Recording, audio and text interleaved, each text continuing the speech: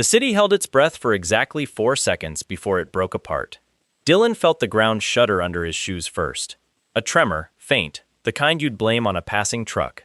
Then the pavement cracked open like a mouth, and the crack kept spreading, ripping through the asphalt in a jagged line that swallowed a parked sedan whole. He didn't understand what he was looking at, not yet. Behind him, his phone buzzed against his ear, and his director's voice kept going, oblivious, sharp with contempt. The man was mid-sentence about a report Dylan had supposedly ruined, about how someone with half a brain could have caught the error before it reached the client. Dylan had been half listening for the last 10 minutes, nodding at nothing, murmuring apologies into a phone that couldn't see him roll his eyes. Now the phone slipped from his hand. A hole had opened in the middle of the street, black at the edges, wrong in a way his mind refused to process. And out of that black tear came a sound he would never forget. A wet, guttural shriek, followed by claws, then teeth, then something with too many joints in its legs dragging itself into the daylight. People screamed. Somewhere behind him a car alarm went off, uselessly, drowned out almost immediately by the sound of a second monster clawing its way free of the gate. Dylan didn't move. He couldn't. His body had locked itself in place, some ancient wiring overriding every modern instinct he had, and all he could do was watch as the world he understood ended, and a new one shoved its way in. He didn't know yet that this was only the first outbreak of the day. He didn't know that in a few short hours, a man named Kim would die buying him time he hadn't asked for. He didn't know that his own body carried a secret even he hadn't discovered. A class, a system, a set of powers pulled from a game he'd spent thousands of hours playing. One that would let him cast spells without a single word of chanting, faster than anyone alive had ever seen. All Dylan knew, standing frozen in that street with his boss still shouting into a phone lying forgotten on the ground, was that he was about to die an ordinary man. To understand how he got here, you have to go back, not far, just to that morning. Dylan worked at a mid-sized logistics firm, the kind of place that ran on unpaid overtime and the constant, low hum of dread. His director was a small man with a large voice, the sort who mistook cruelty for leadership. He liked to humiliate people in meetings. He liked to assign work at 6 in the evening with a deadline of 8 the next morning. He liked, most of all, to remind Dylan that he was replaceable. Dylan had absorbed all of it quietly for 3 years. He told himself it was temporary, that every job felt like this at first, that things would ease once he proved himself. He told himself a lot of things that weren't true. That morning had started the way most of his mornings started, badly. His director called him at 7, before Dylan had even left his apartment, to scream about a shipment report that had gone out with the wrong numbers. It wasn't Dylan's error, he knew that. He also knew saying so would only make the call longer. So he apologized. He always apologized. By the time he left his building, his director was still talking, still finding fresh ways to say the same insult. Dylan cut across the street toward the subway, phone pressed to his ear, mind already rehearsing the excuses he'd give when he reached the office late. That was when the ground opened. News of awakened society had been part of daily life for a few years by then. Dimensional gates connecting Earth to monster-infested worlds, ordinary people suddenly gaining strange abilities, hunters ranked from F to SSS fighting back the tide. Dylan had watched footage of outbreaks on his phone like everyone else, the way people watch wildfires burning in some other country, sad, distant, not his problem, until it was. The gate that tore open on his street released 3 low-tier monsters, hunched things with mottled skin and claws built for tearing. A ripple of panic went through the crowd. Some people ran. Others stood rooted, the same way Dylan had, caught between disbelief and the animal instinct that said this is real, move. Awakened hunters arrived within minutes. That was the system working as intended. Outbreak alarms triggered automatic dispatch, and licensed hunters near the scene converged fast. Dylan watched from behind an overturned newsstand as a woman in reinforced gear split one of the creatures open with a curved blade, her movements clean, almost bored, like she'd done this 100 times. She probably had. The other 2 monsters were handled just as quickly by a second hunter, a broad-shouldered man who crushed one skull with something that looked like a stone gauntlet. Within 10 minutes, the gate destabilized and closed on its own, the way smaller outbreaks often did once their monsters were cleared. Just like that, it was over. Cleanup crews moved in. A city official started taping off the cracked street. Dylan sat on the curb with his knees shaking, his suit dusted with concrete debris, and realized his phone had died sometime during the chaos. He almost laughed. His director was going to kill him for missing the morning meeting, and here he'd nearly been killed by something with claws. He should have gone home. Any reasonable person would have taken the outbreak as an excuse, called it a day, sat with a drink, and let the adrenaline drain out slowly. Dylan didn't. He charged his phone at a convenience store outlet, endured another furious call from his director, and trudged toward the office anyway, because that was who he was. A man who absorbed the world's abuse and kept apologizing for it. He didn't know his last ordinary day was about to end twice. The second outbreak hit that evening, 3 blocks from his office, in a narrow alley behind a row of restaurants. Dylan was walking to catch a bus, exhausted, replaying the day's humiliations, when the air itself seemed to bend. A gate opened low to the ground this time, barely visible in the dark, and out of it crawled something far worse than the morning's monsters. A goblin, squat, wiry, its skin the color of old bruises, its eyes catching the streetlight in a way that made Dylan's stomach drop. It carried a crude, rusted blade, and it moved fast, faster than anything that size should move. There were only a handful of people in the alley. Most scattered the second the gate opened. One man didn't. His name was Kim. Dylan didn't know that yet, wouldn't learn it until later, from a badge clipped to the man's jacket. The kind low-rank hunters wore so management could track outbreak responses. Kim was young, maybe late 20s, an E-rank fighter with a fire affinity and the kind of face that looked like it smiled easily. On a normal day. This wasn't a normal day. Kim planted himself between the goblin and the 2 civilians still frozen in the alley. One of them Dylan, paralyzed by the sight of the creature, his legs refusing every signal his brain sent them. "Get back," Kim told them, voice tight but steady. He raised both hands, fire already curling around his knuckles, and the fire looked thin, unstable, the kind of flame a low-rank fighter could barely sustain. The goblin didn't slow down. Kim threw everything he had at it, a burst of flame that scorched the creature's shoulder, then another that caught its arm. It should have been enough to stagger something this weak. It wasn't. The goblin absorbed the burns like they were nothing more than sunburn, and it kept coming, blade raised, eyes fixed on the easier target behind Kim, Dylan. Kim stepped into its path anyway. What happened next took less than 3 seconds, though it would replay in Dylan's mind for years afterward, slower each time, as if his memory refused to let it move at normal speed. The goblin's blade came down. Kim tried to catch the strike on his forearm, a desperate block that any trained fighter would have known was hopeless. The goblin's other hand, clawed, thick-fingered, closed around the side of his skull. The sound it made would stay with Dylan longer than anything else that day. Kim didn't scream. There wasn't time. His body went slack before he even hit the ground, and the goblin turned from the corpse to the 2 remaining civilians with the calm, hungry patience of something that had already won. The other civilian ran. Dylan didn't. Couldn't. His legs had locked the same way they had that morning, except this time there was no hunter in reinforced gear 30 feet away, no woman with a curved blade about to save him. There was only a goblin closing the distance, blade dragging a thin line through the concrete, and a body on the ground that had been alive a moment ago. Dylan thought, distantly, that he was about to die exactly like that. No warning, no time to understand it. Just a blade, and then nothing. And then something in his chest cracked open. It didn't feel like power, not at first.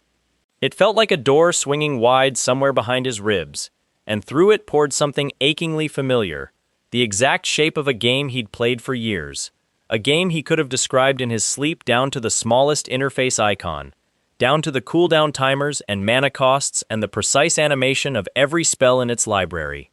He knew this. He knew all of it. The goblin raised its blade for the final strike. Dylan's hand rose without him deciding to raise it, some instinct older than thought guiding his fingers into a shape he recognized instantly, the casting gesture for a first-tier firebolt, a spell so basic in the game that new players learned it in the tutorial. He didn't chant. He didn't need to. There was no cast time in the way the game world had never had a cast time. Not for him.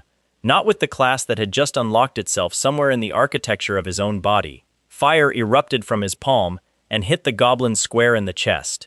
It wasn't the thin, struggling flame Kim had thrown. It was concentrated, precise, hot enough that the goblin's bruised skin blackened on contact, and the creature staggered back with a shriek that cracked the night open. Dylan didn't stop to process what he'd just done.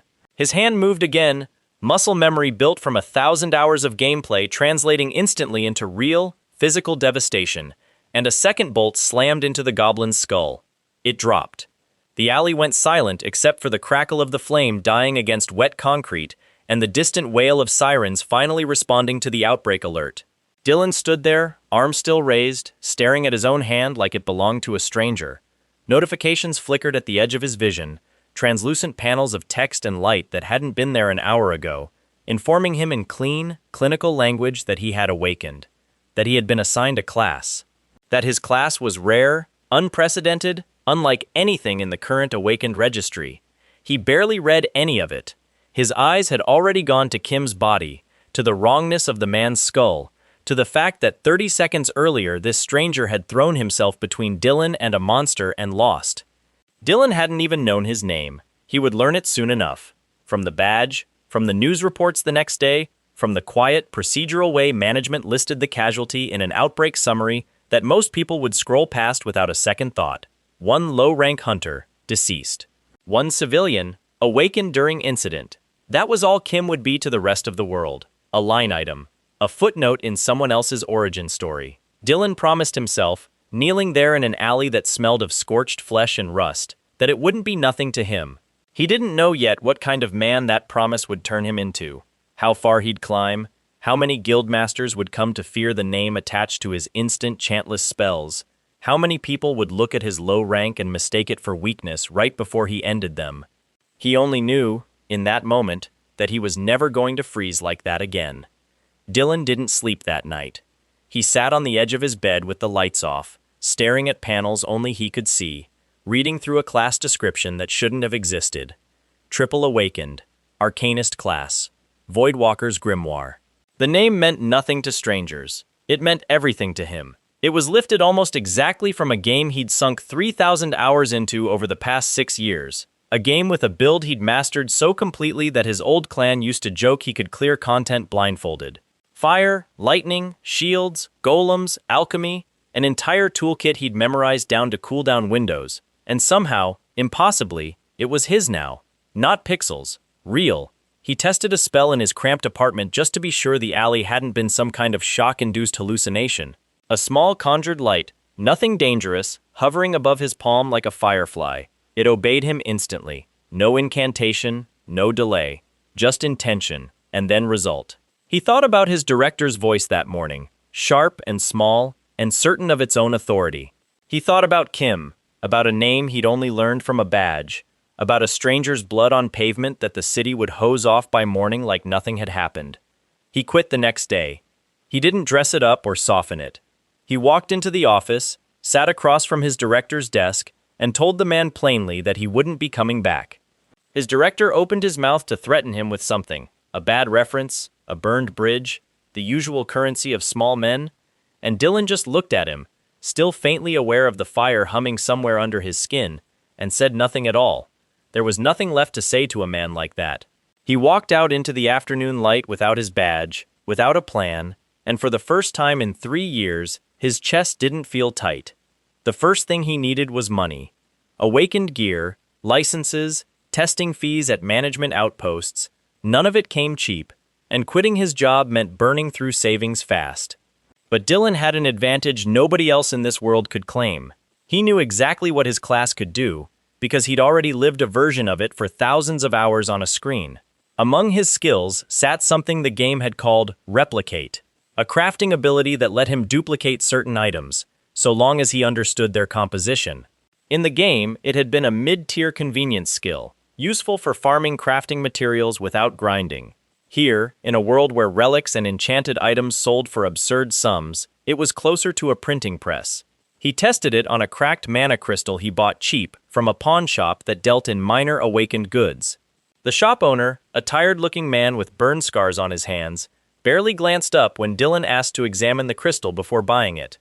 Dylan closed his eyes, felt for the shape of the item the way the game had taught him to, and thought the words, replicate. A second crystal appeared in his palm, identical down to the hairline crack. The shop owner's eyes went wide enough that Dylan almost laughed. He bought the crystal anyway, paid full price, and left before the man could ask questions he wasn't ready to answer. Over the next several days, Dylan built a small, careful operation. He bought low-tier relics and materials from shops that didn't ask where buyers came from, duplicated them in the privacy of his apartment, and resold the copies through anonymous listings on awakened trading boards. He kept the amounts modest.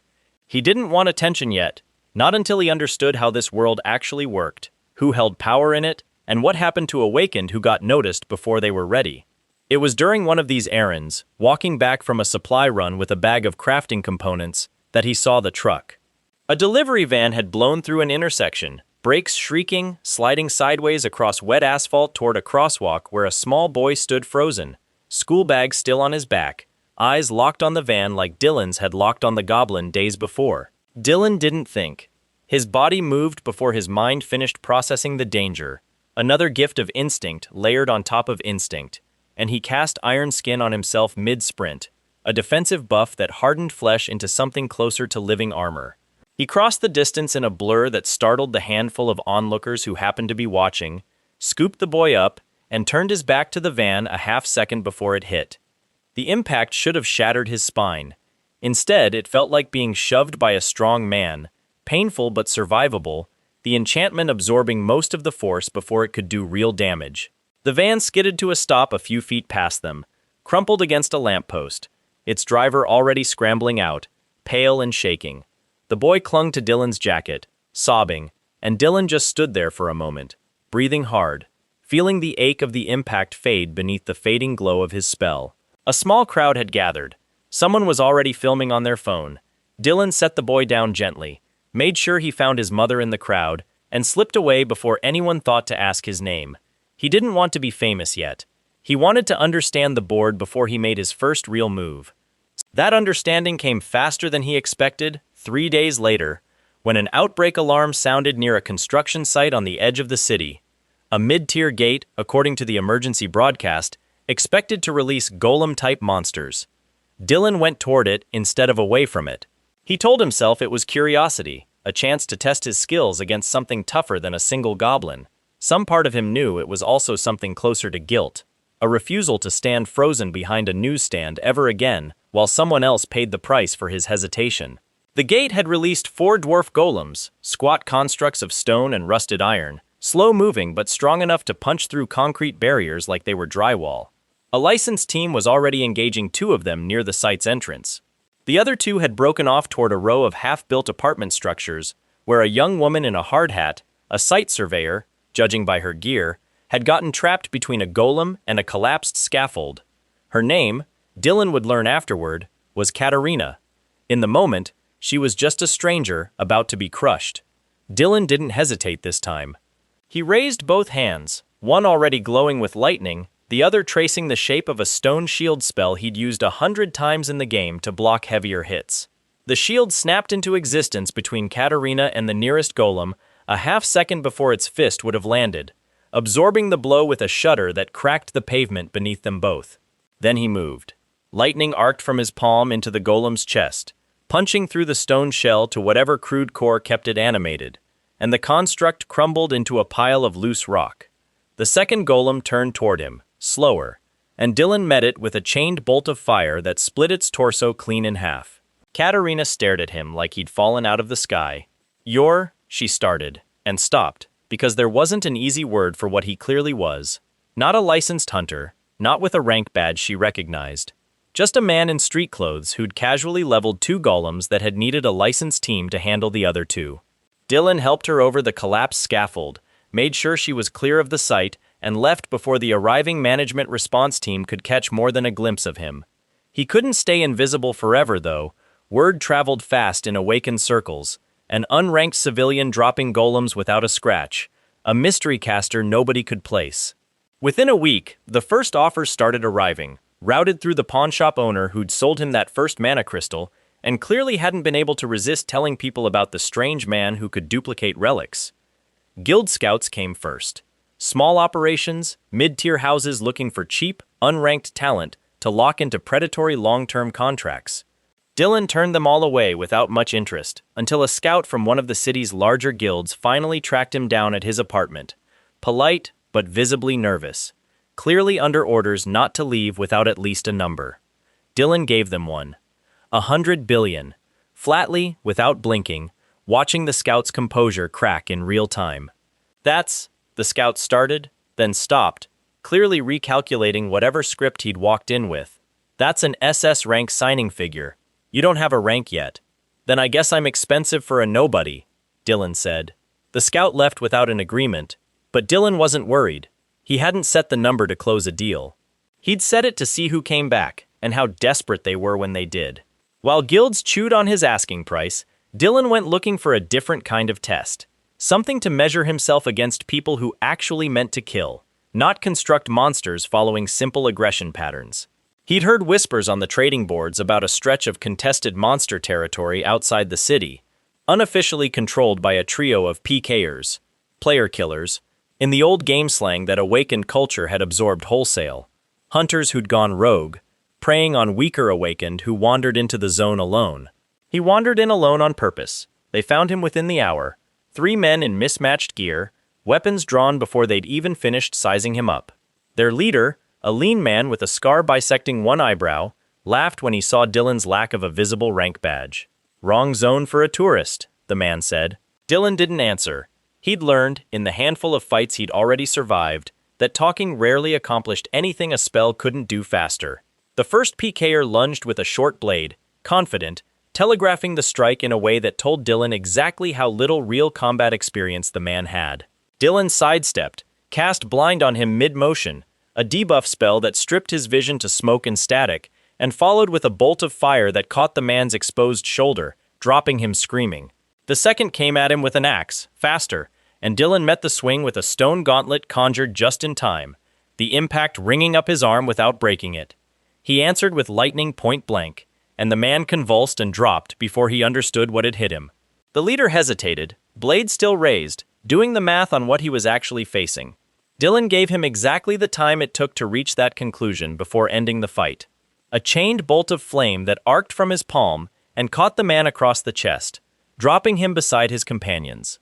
None of them died. Dylan made sure of that, restraining the urge to escalate past what the fight required. He looted the loose relics from their bags, more out of practical necessity than cruelty, and left them for the same rogue hunter patrols that would eventually process their bounty. The wolf boss came later that same week, deep in the same contested territory, a beast the local trading boards had marked as a persistent nuisance, fast, vicious, strong enough that it had reportedly wounded 2 separate hunter parties that tried to clear it. Dylan found its den by following the trail of half-eaten monster carcasses scattered through the woods, and when the creature finally came for him, jaws wide, eyes burning amber in the dark, he simply stood his ground and let his class do what it had been built to do. Ice first, to slow its charge, then a chain of lightning bolts, precise, relentless, each one landing before the wolf's body had finished reacting to the last. It went down snarling, thrashing, and Dylan finished it with a final bolt through its skull before it could rise again.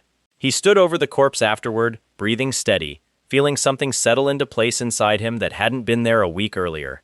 Not confidence exactly, certainty, the understanding that whatever this new world threw at him, he had the tools to answer it. He didn't know yet that a girl named Sonia was about to test that certainty in front of a room full of guild masters, or that his casual demand of 100 billion won was about to look almost modest next to what Jungan Guild would eventually offer him. He only knew that the next scout who came looking wouldn't find him easy to underestimate. The offer that finally made Dylan pause came 10 days later, hand-delivered by a woman who didn't act like a scout at all. She introduced herself as Daniela, master of the Jungan Guild, and she didn't send an underling to test the waters first.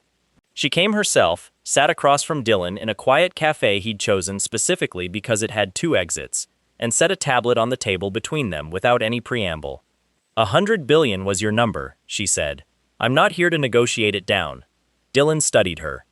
Sharp eyes, sharper posture, the kind of stillness that came from someone who'd survived a lot of rooms where the wrong word could cost her guild everything. He liked that she hadn't opened with flattery. Then what are you here for? To ask for a demonstration. Guild masters don't sign contracts on rumors, even generous ones. She slid the tablet toward him. A public exhibition. My people bring their best. You show us what 100 billion actually buys. Dylan almost said no out of habit. Every instinct built over years of corporate invisibility told him to stay small, stay unnoticed. But he thought of Kim, of a goblin's blade and a stranger's skull, and he thought that maybe invisibility had never actually kept anyone safe. It had just kept them quiet while they died. Fine, he said. Set it up. The exhibition took place a week later in Jungan's private training arena, a wide, reinforced dome built for exactly this kind of controlled violence. Guild masters from 3 houses attended, along with a scattering of senior hunters and at least one management observer whose presence made Daniela's jaw tighten slightly when she spotted him. Dylan's opponent was already waiting in the arena when he arrived. A young woman, maybe his own age, standing behind a tower shield nearly as tall as she was, her stance planted and immovable in a way that spoke of years of formal training. Her name, according to the match card, was Sonya, Jungan's shield tank, ranked well above anything Dylan officially held. She studied him the way a soldier studies unfamiliar terrain, not dismissive, not impressed, just careful. "Don't hold back because I'm a girl," she said, voice flat. "I've heard that speech before, and it's never gone well for the man saying it." "Wasn't planning to," Dylan said. The match began on a simple signal, and Sonya moved first, closing distance with a speed that surprised him, shield leading, clearly intending to close the gap before he could set up any spell work. It was smart. Against a normal caster with cast times and chant windows, it might have worked perfectly. Dylan didn't need windows. He answered with lightning before she'd covered half the distance. 3 bolts in the time it took most casters to finish an incantation for 1, each strike hammering into her shield in rapid succession. Sonya held her ground, braced, absorbing the impact with the kind of discipline that told him she'd trained against far worse than lightning. She pushed through anyway, shield raised, closing the last few meters with brutal efficiency. Dylan sidestepped at the last second, cast Iron Skin on himself mid-motion, and let her shield clip his shoulder instead of his chest. A hit that would have staggered an unarmored fighter, but barely registered against the hardened flesh his spell had granted him. Sonya's eyes widened, just slightly. It was the first real reaction he'd gotten out of her. He pressed the advantage before she could reset, chaining fire and lightning together in a rhythm that gave her no clean opening to counter.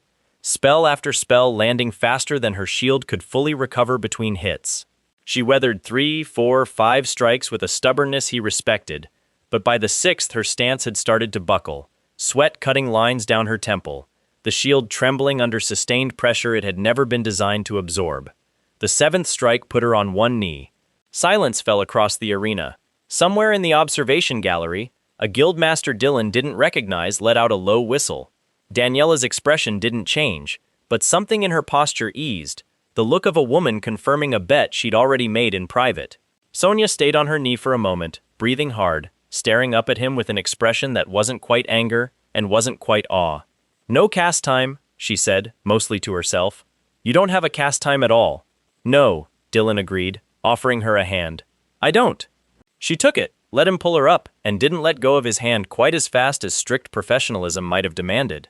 The contract negotiations happened that same evening, and Daniela didn't waste time pretending the demonstration hadn't exceeded every projection her guild had made. She offered 150 billion, not 100, structured as a mercenary retainer rather than standard guild membership. Dylan would keep his independence, take assignments by choice, and answer to no chain of command beyond his own judgment. Dylan signed it. It was the first contract of his life he'd read every line of twice before putting his name to it, and the first that had ever actually respected what he was worth. Sonya became his default partner on Jungan assignments almost by default, since no other member of the guild could keep pace with him without slowing him down. Their first real job together took them into a mechanized dungeon on the city's outskirts, one the trading boards had flagged as unusually dangerous, a goblin warren that had somehow gotten its hands on old-world engineering, rigging traps and constructs out of scavenged machinery instead of crude magic. They cleared it in under 3 hours, Sonya's shield absorbing the trap triggers, while Dylan's spells handled the constructs guarding the deeper chambers. At the dungeon's core they found a cache of engineering schematics, blueprints for building golem constructs Dylan recognized instantly, a crafting subclass called Akron-type automatons that the game had let him build in the late stages of a completely different playthrough. He sold exclusive manufacturing rights to Jungan for a fee that made Daniela's assistant audibly choke. and kept the schematics for bomb crafting components entirely to himself, tucked away for later use. It was inevitable, in a world this competitive, that his sudden rise would draw attention from guilds, who saw him not as an opportunity, but as a threat. The first serious move against him came from White Lotus, a rival house whose deputy master, a woman named Maria, had watched Jungon's stock climb since the exhibition and decided the fastest way to level the field was to remove the reason for the climb entirely. She didn't approach Dylan directly.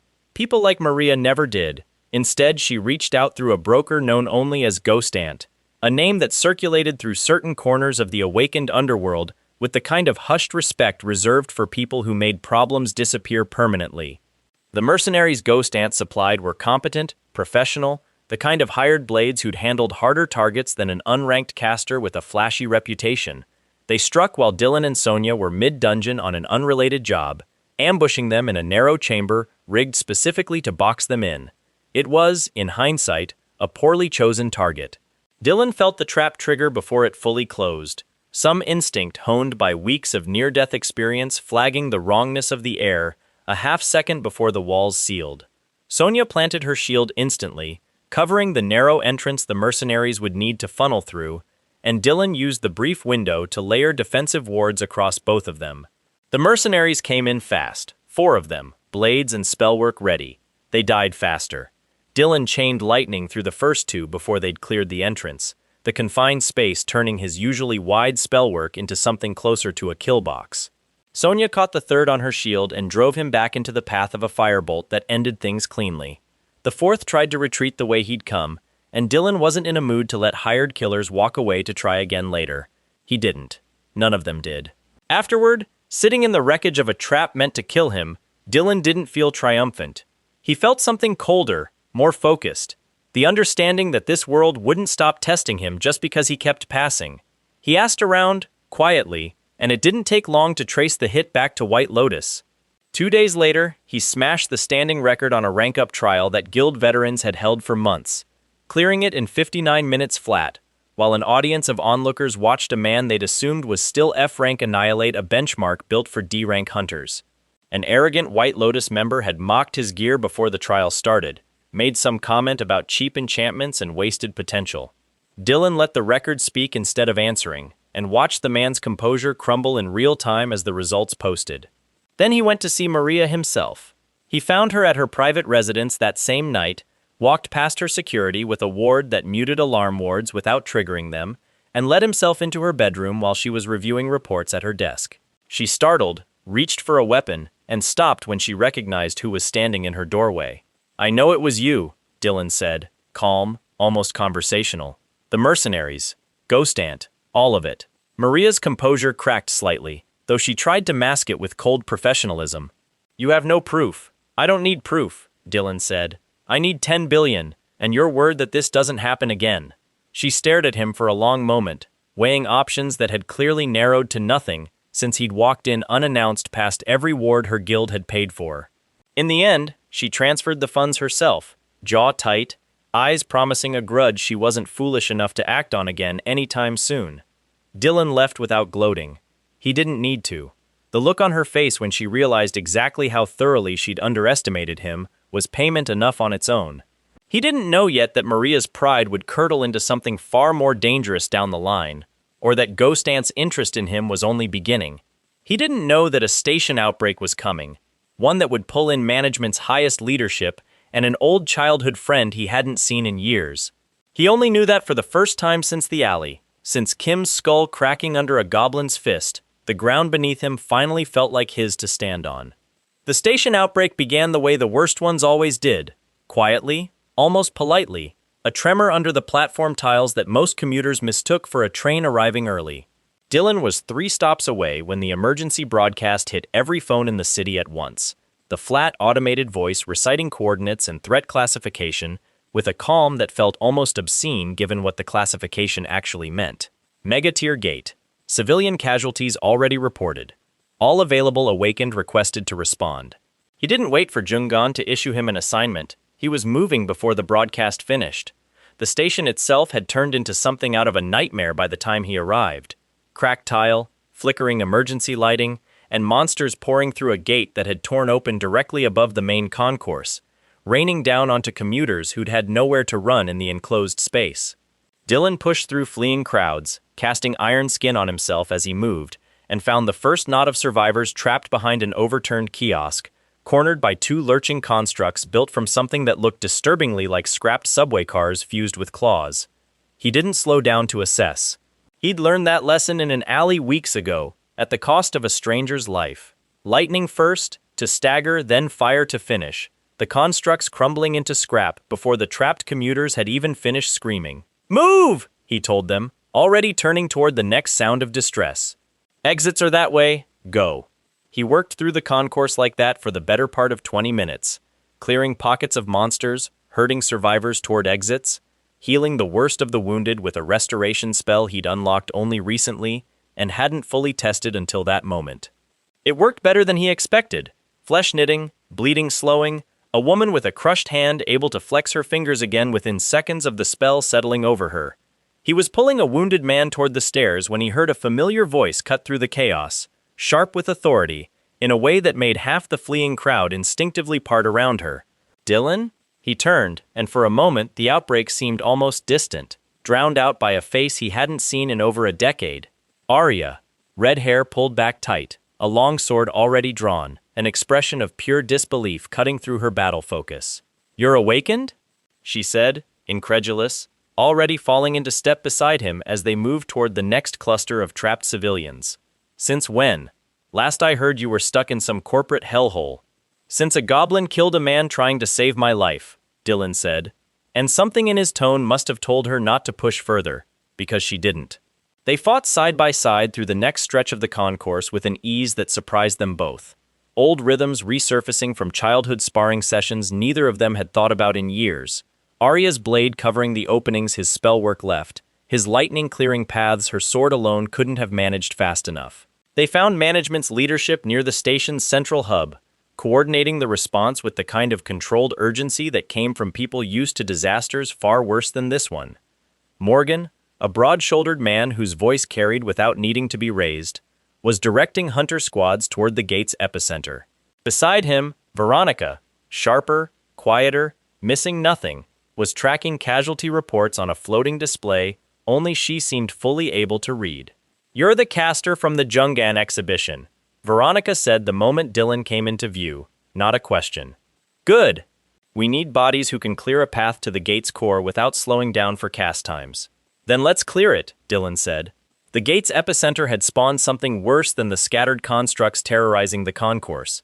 A trio of mid-boss monsters anchoring the outbreak, feeding it more monsters the longer they stayed alive. Dylan, Arya, Morgan, and Veronica converged on them together, 4 fighting styles folding into something that worked, despite none of them having trained together before that day. Dylan took point against the largest of the 3, chaining spells in a rhythm that gave it no room to retaliate, while Morgan's raw physical strength kept the second occupied, and Veronica's precision strikes wore down the third from a distance. Arya moved between all 3, plugging gaps, covering blind spots, her blade finding openings the others created without her needing to be told where to look. It took the better part of an hour, the boss monsters proving far tougher than anything the concourse had thrown at them, but they went down eventually, one by one, until the gate at the center of it all destabilized and finally sealed itself. The silence afterward felt strange, almost unfamiliar, after so much noise. Morgan clasped Dylan's shoulder with the kind of blunt approval that clearly didn't come easily to him. "Whoever ranked you F-class made a mistake," he said. "Management's going to want a longer conversation with you. Not today. But soon," Veronica said less, but the look she gave Dylan before walking off to coordinate cleanup was the look of someone quietly filing a name away for future use. Arya lingered longer than the others, sword sheathed, some of the old teasing warmth returning to her expression now that the fighting was done. "So," she said, "you disappear for 10 years and I find you casting spells without a chant like it's nothing. You've got a lot of catching up to explain." "Buy me a drink sometime," Dylan said. "I'll tell you everything. Deal. Though I heard Jungan's shield tank has been glued to your side lately. Should I be worried she'll fight me for the seat?" Dylan didn't have an answer for that one that didn't make him feel oddly exposed, and Arya's grin told him she'd noticed exactly that.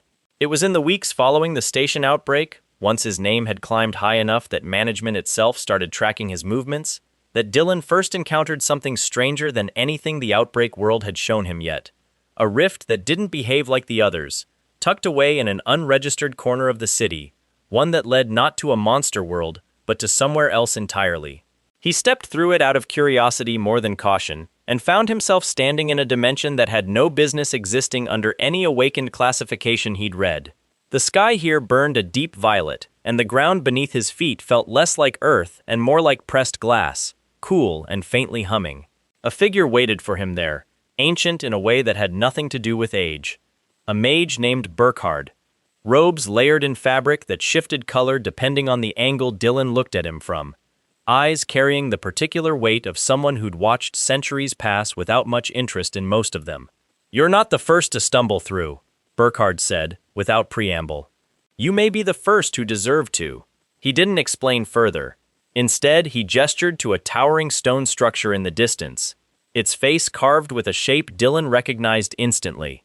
A sealed door guarded by a massive stone lion, one that the game had rendered as an unbeatable puzzle boss.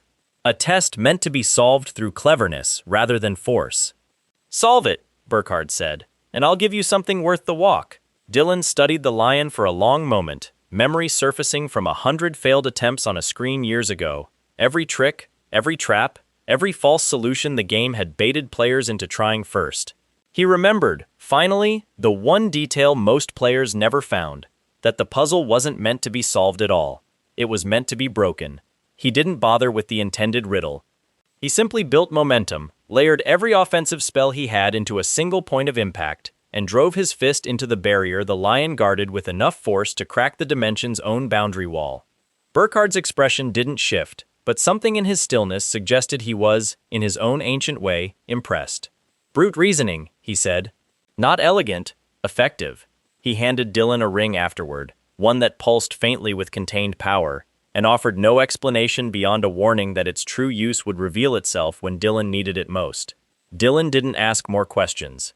Something about the mage's stillness told him answers wouldn't come until he'd earned them through more than curiosity.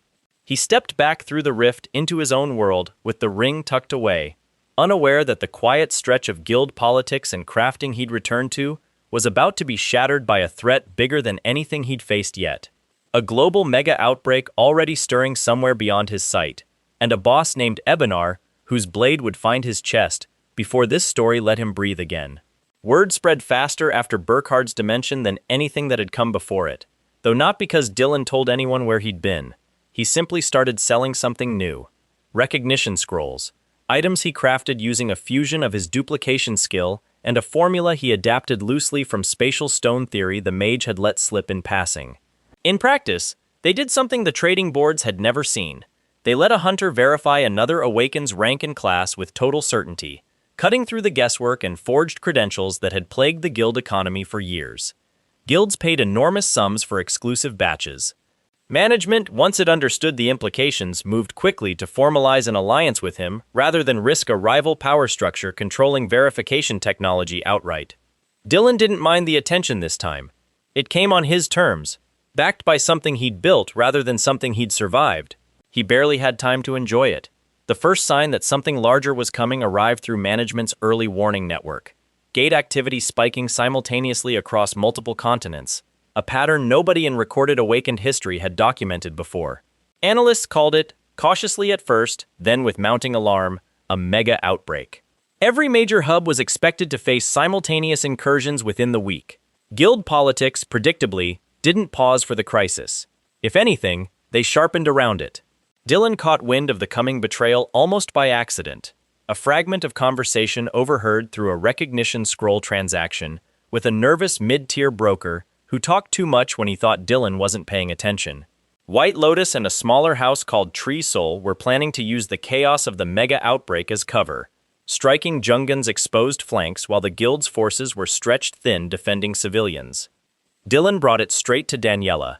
She didn't look surprised, exactly, just weary in the specific way of someone who'd expected betrayal eventually, just not this soon. "Maria," she said, more statement than question. "Guessing so," Dylan said.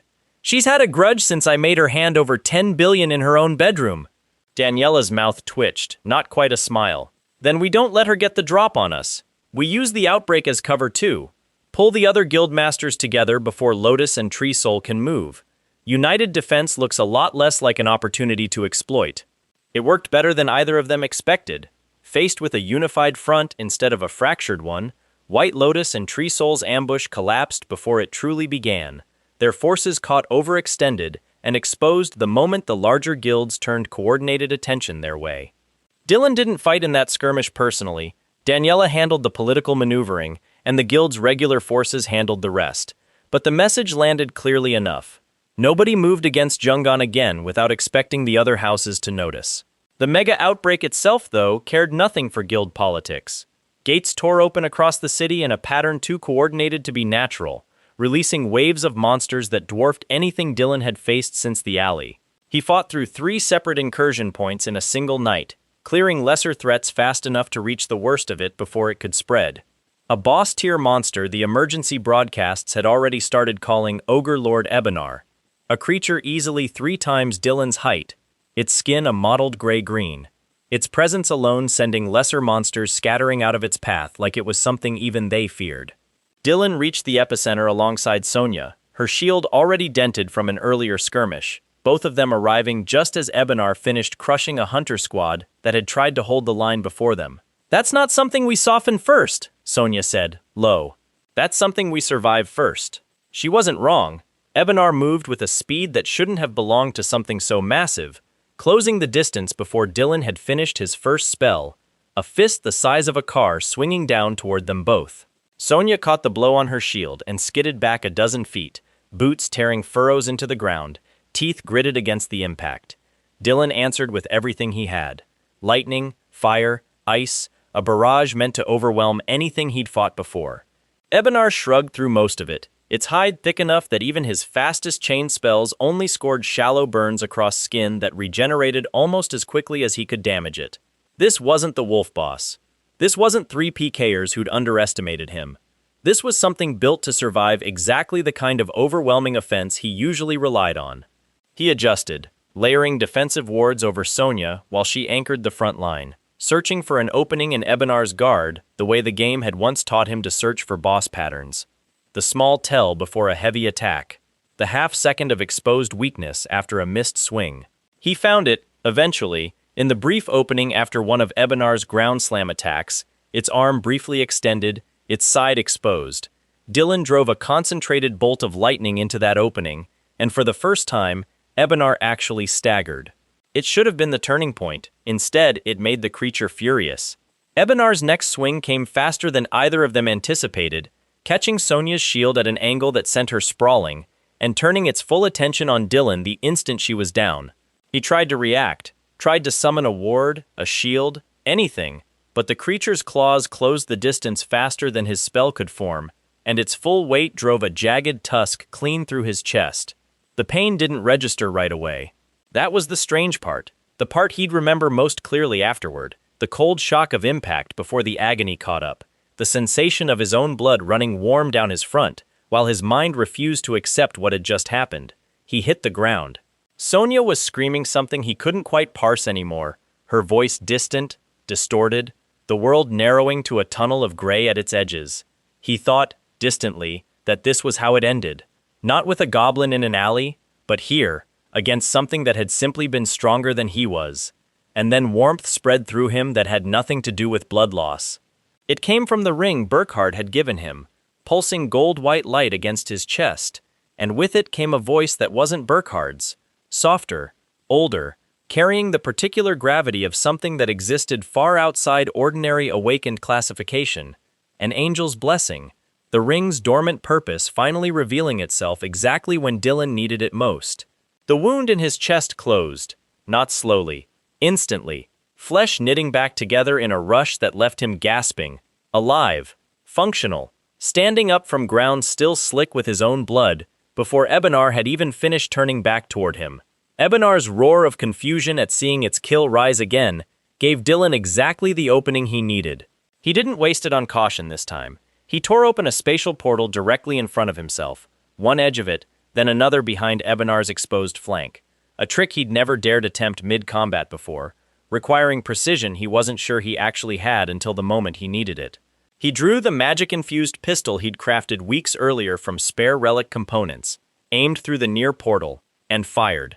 The shot crossed the portal instantly and erupted out the second one, point blank against Ebenar's exposed side, the concentrated force of the blast tearing through flesh that had shrugged off every direct spell Dylan had thrown at it all fight.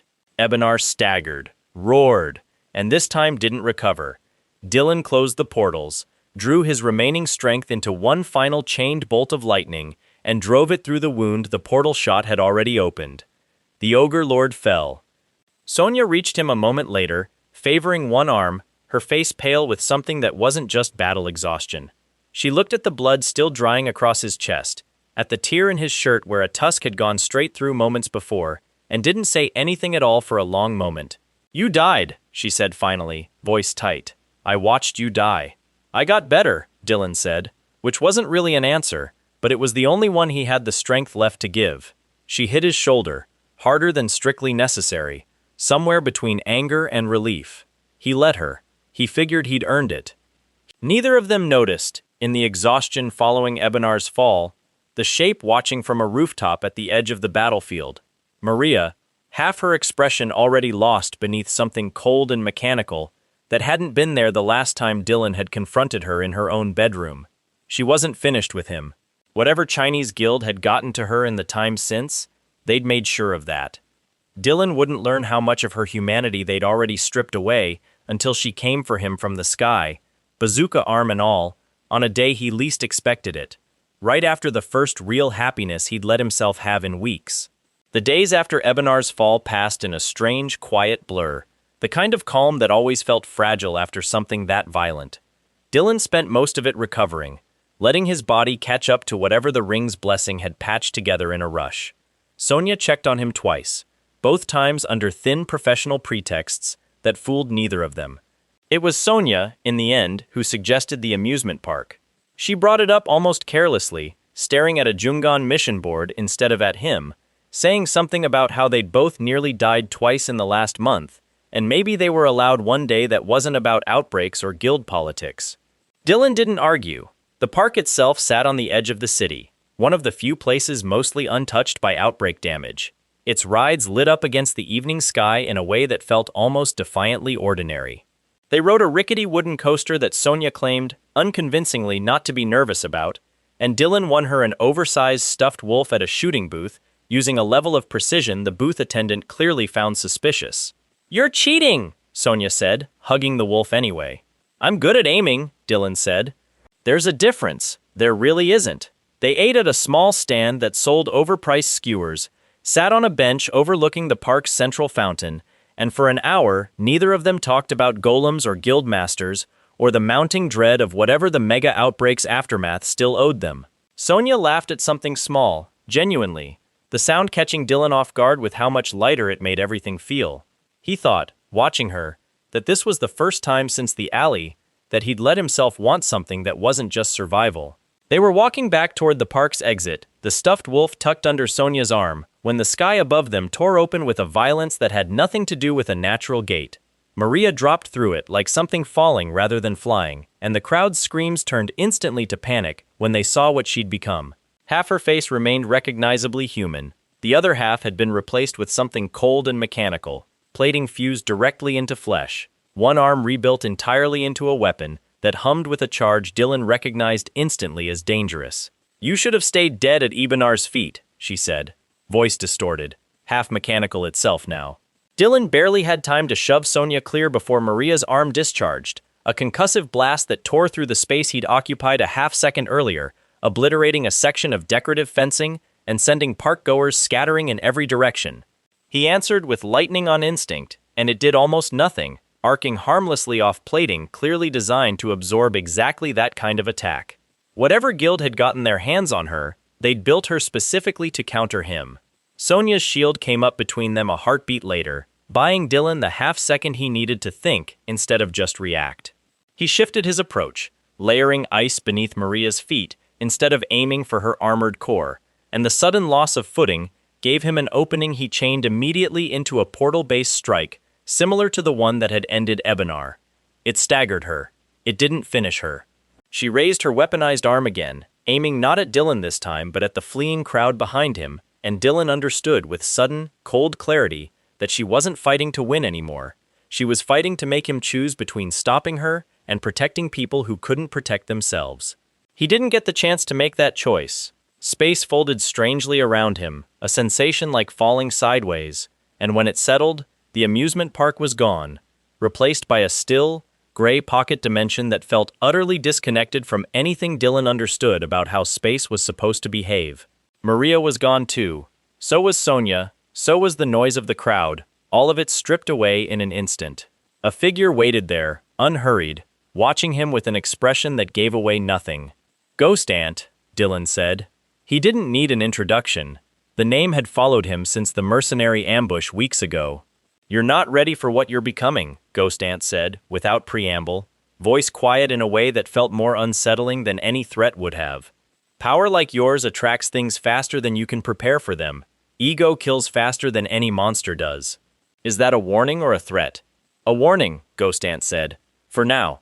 Handle Maria's puppet body if you can. I've pulled her elsewhere for the moment, but I won't do it twice. What she's become isn't fully her own choice anymore. Remember that before you decide how far to go." Before Dylan could press further, the pocket dimension folded again, and he found himself back in the amusement park. Sonia's shield still raised, Maria nowhere in sight. The crowd had mostly cleared. Sonia rounded on him instantly, gripping his arm hard enough to bruise. "Where did you go?" she demanded. "You vanished mid-fight." "Ghost Ant," Dylan said. "He pulled me out. Said he'd handle Maria for now." Sonia's expression didn't relax much, but she let the subject drop, too rattled by the night's violence to push harder. They walked home in silence after that, the stuffed wolf abandoned somewhere in the chaos, the easy warmth of the evening replaced by a wariness neither of them could shake. Whatever peace Dylan had allowed himself that night, the world clearly had other plans. Those plans arrived in the form of an unbalanced dungeon, rated for a danger level well above what its listed classification suggested, discovered off the coast of Jeju Island by a Jungan scouting team that had barely survived their initial assessment. Daniela assembled a small strike team to clear it properly before it destabilized further.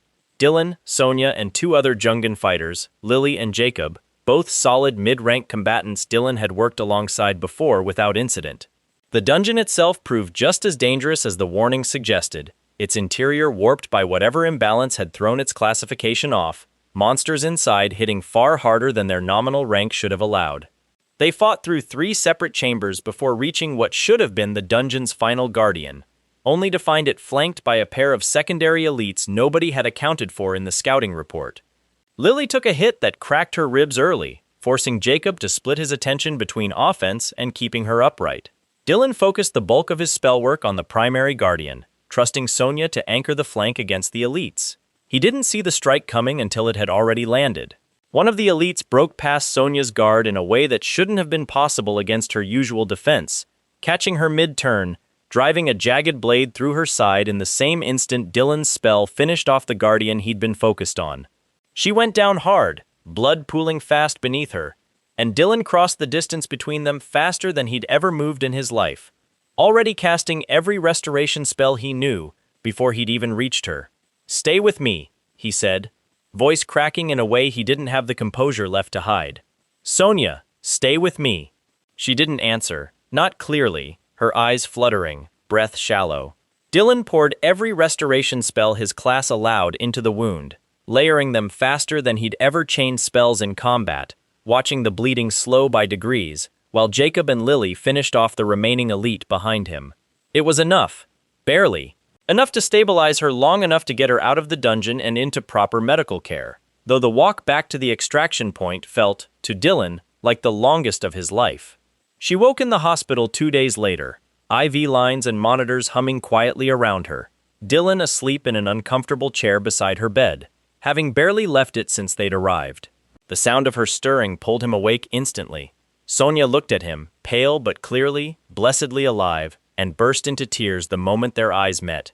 Not from pain, but from something closer to relief. The delayed reaction of someone who'd spent the last 2 days unconscious, not knowing if she'd wake up at all.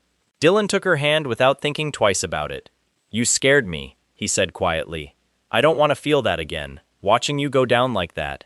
"Then don't let me," she said, half laughing through the tears, wiping at her face with her free hand. "I mean it," Dylan said. "I don't want to keep almost losing you and calling it a partnership. He stopped, searching for words that felt insufficient for what he actually meant. "I want to be with you, not as a mission partner, as something that matters more than that." Sonia's tears started again, softer this time, and she squeezed his hand hard enough that the monitor beside her beeped in mild protest.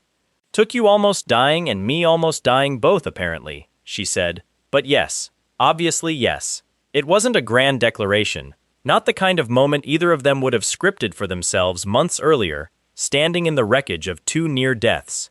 But it felt real in a way that mattered more than grandeur, and for the first time in longer than Dylan could remember, the future felt like something worth being excited about, rather than something to just survive.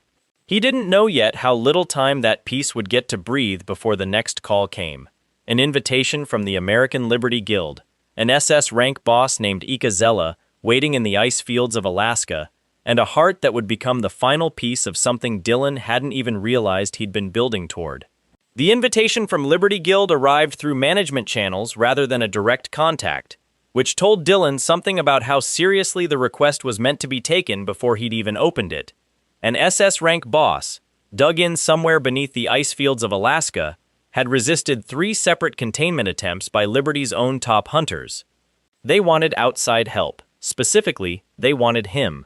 Sonia was still recovering, under strict orders to stay off active duty for another few weeks, and though she argued hard for an exception, even she couldn't pretend her side was healed enough for a raid this dangerous.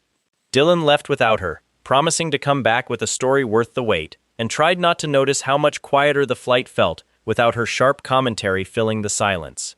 Liberty's base camp sat at the edge of a frozen expanse that looked less like Earth and more like some other, colder planet entirely, wind cutting across ice sheets thick enough to swallow buildings whole. The Guild's senior hunters greeted him with the particular mix of respect and skepticism that had followed him since the Jungan exhibition, impressed by his reputation, still not entirely convinced a caster without a rank badge could handle what they were about to walk into. "Ikazella's taken down 2 of our SS rank teams already," their lead hunter told him, voice grim. "It doesn't just fight, it adapts mid-fight. Whatever tactic worked once won't work twice." Dylan had heard variations of that warning before, about bosses that supposedly couldn't be cheesed or predicted. Most of them still had patterns, if you knew where to look. The trick was recognizing them before the boss finished recognizing you.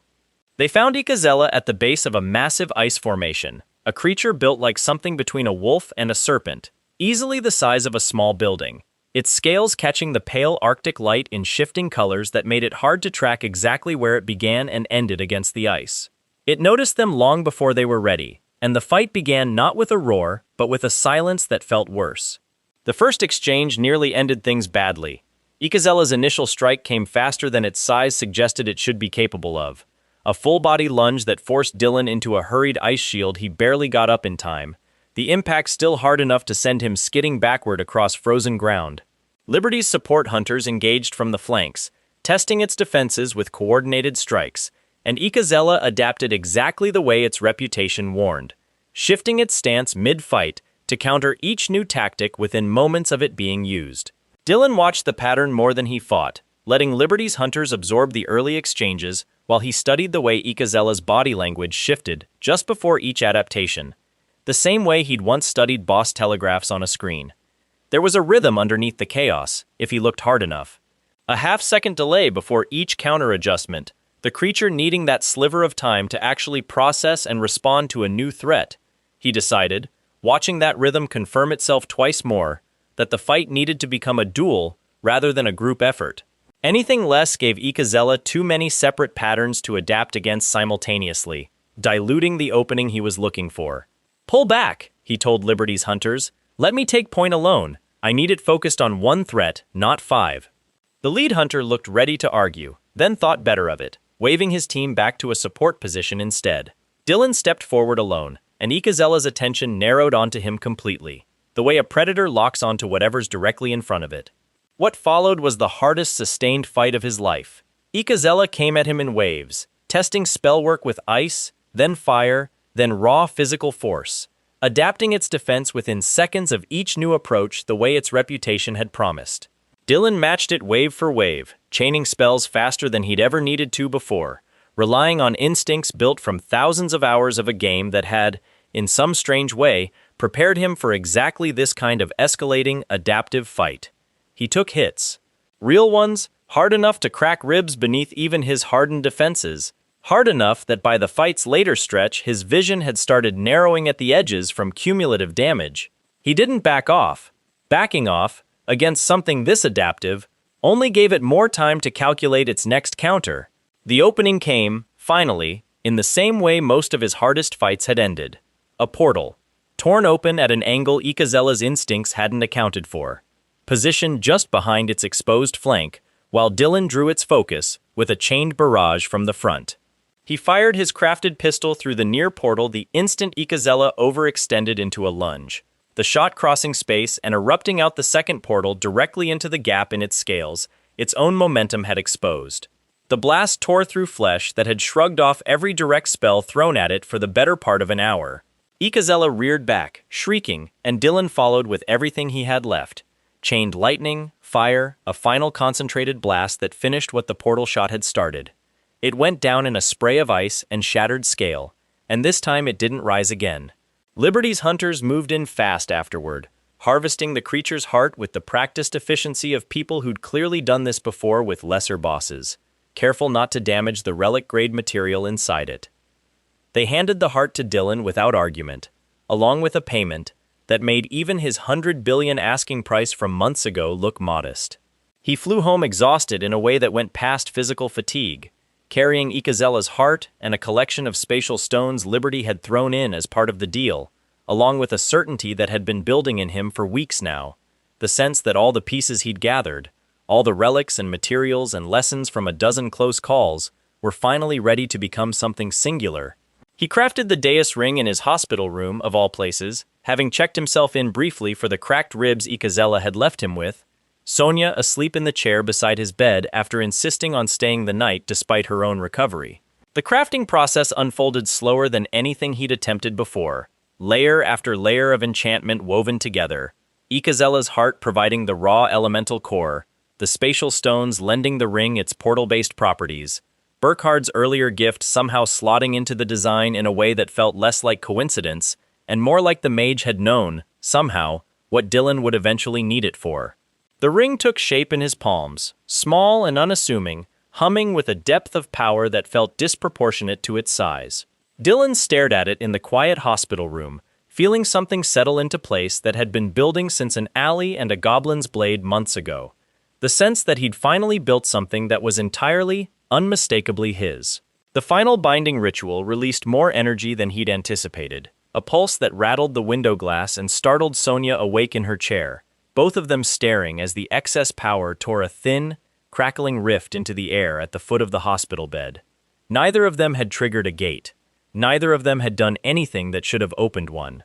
The rift widened anyway, slow and deliberate in a way that felt nothing like the chaotic outbreaks Dylan had grown used to, and through it emerged something that didn't belong to any monster classification he'd ever studied. A shape with black, paw-like hands gripping the rift's torn edges, dragging itself into the hospital room with unhurried, almost curious movements. It spoke as it emerged, in a language that hit Dylan's ears as pure static, syllables that carried weight and intention despite being utterly incomprehensible. Sonia was already on her feet, favoring her healing side, reaching for a weapon that wasn't there. Dylan closed his hand around the newly finished dais ring, feeling it pulse in response to the thing now standing at the foot of his hospital bed, and understood, with a certainty that had nothing to do with logic, that whatever this was, it hadn't come by accident.